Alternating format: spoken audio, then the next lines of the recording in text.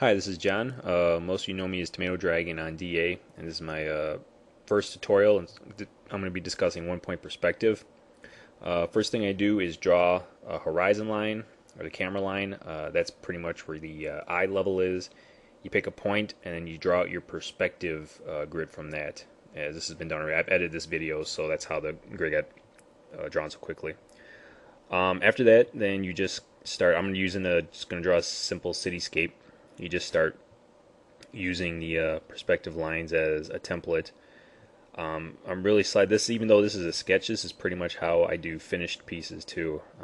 I'm a big fan of slop when it comes, especially when it comes to perspective. I think keeping drawings loose, I think, just adds a lot more life to it, other than being really stiff and really precise with your lines. But so I just keep going and drawing just simple buildings.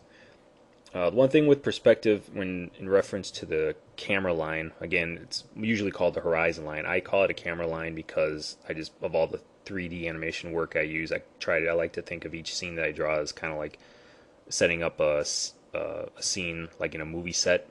So that line is basically where your camera would be directly level with. Now, everything that's going to be drawn above the camera line, basically you're going to be seeing the bottom of, and then everything that's below the camera line you'll see the top of.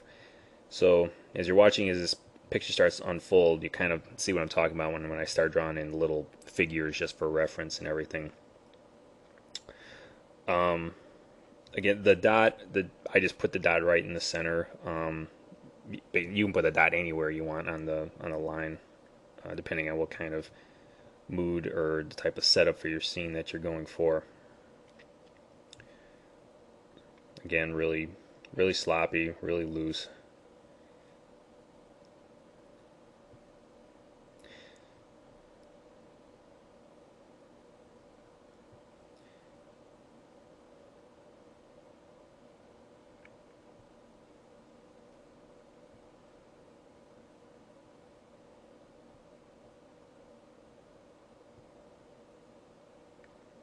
One book that's a book that you might want to pick up that's really helpful is and one that I was always looking at when I was learning is called How to Draw Comics the Marvel Way by Stan Lee and John Buscema. A lot of great references in that, especially when it comes to perspective and foreshortening.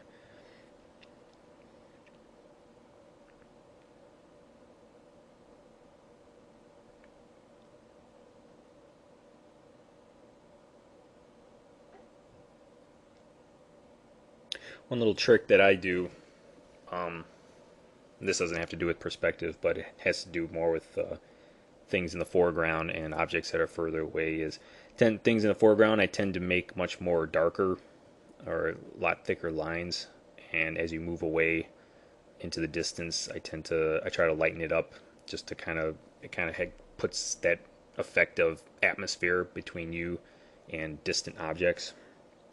Also, same thing when you're coloring. I like to desaturate the colors for objects that are further away. Just gives a sense of distance.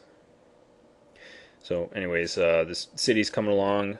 You see everything's basically. I try to put curves in mine, just because I think it. I like realism, but I also like to put a bit of cartooniness to it. So that's kind of like with my buildings. They seem curved a little bit. And here we go with the characters now. You're going to see all these couple of just quick characters. When you're drawing them in perspective, you line up like right here. Their middle of their heads are pretty much where the camera line is. So whenever you draw any figures now, you want to all line up. Well, if they're all the same height, they would line up all along in that same place along the camera line. Now, of course, not everyone's the same height. You'll have people that are taller and shorter and everything. But it's how you keep everyone looking correct in perspective.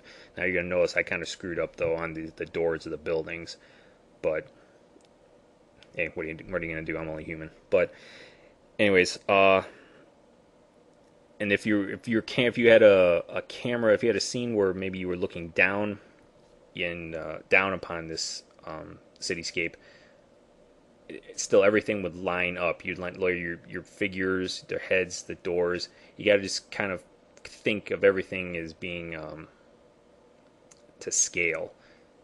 I'm trying to say something here that's coming out wrong. I'll get to it in the next tutorial. Either that or I'll erase this audio and go back and do it again. But anyways.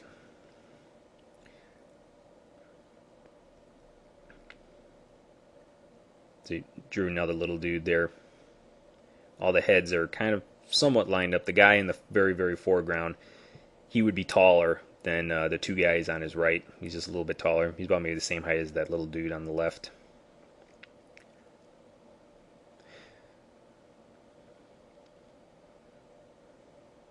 Another thing, I always like to draw really dramatic lighting.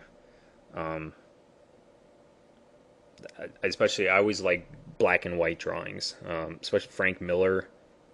I think he's that really is a master of dramatic lighting. If you pick up the 300 graphic novel, there's some amazing work in there, especially done with a lot of blacks, a lot of silhouettes are used, but it's just a great example of dramatic lighting that is just used really well. And Frank Miller is definitely one of the guys I studied.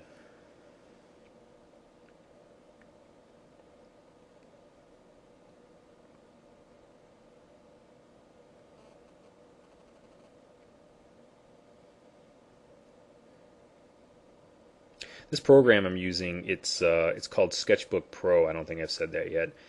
Um, it's probably my favorite drawing program. I use a tablet PC, not a Wacom tablet, but a tablet PC, and it works perfect. It's really meant for that type of computer, but you can use it on a desktop or whatever. But its brush engine is really great. It's really quick. I've never experienced any slowdown with it, especially on high res images.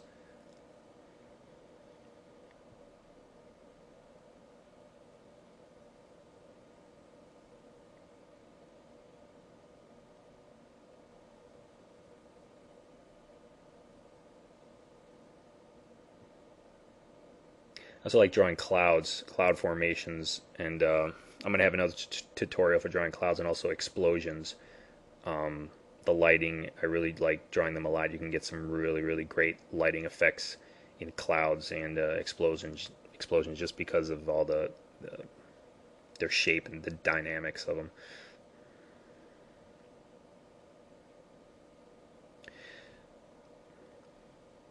And as another thing I always go back and I do is, and I got this from Frank Miller again, just because I studied him growing up. Is I like to go back and I like to shade with just pencil scratchings in a lot of the shaded areas.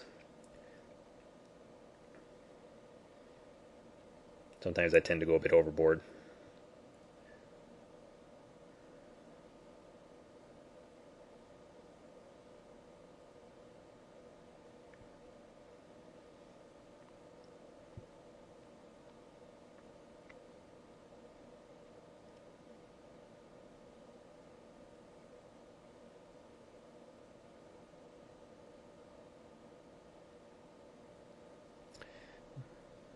I think we're just about done here.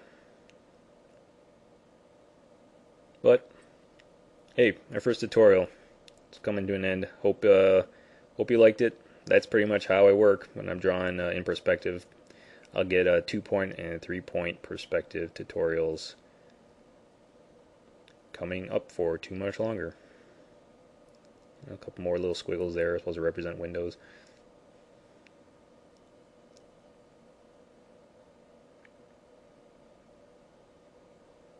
Done.